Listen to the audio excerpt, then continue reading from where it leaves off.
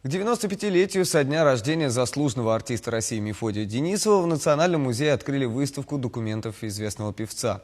В зале, где установлены стенды с фотографиями, нотами и афишами Мефодия Денисова, знатоки его творчества собрались еще до официального открытия.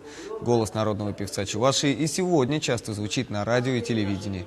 Мефодий Денисов прошел Великую Отечественную. Он воевал в составе частей Балтийского флота, был награжден орденами и медалями. С детства мечтавший стать певцом, выучился потом в Чувашской оперной студии при Саратовской консерватории. Пел в Чувашском государственном ансамбле, филармонии и музыкальном театре. Его оперные партии стали образцом исполнения для следующих поколений певцов.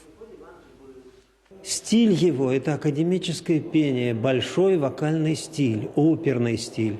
Ну, а если его подавать как народного певца, который поет под баян, среди народа, на празднике песни, этого недостаточно. Это большое искусство, причем искусство национальное, чувашское, музыкальное исполнительство. Мефодий Иванович Денисов – это один из самых интересных больших певцов от второй половины XX века.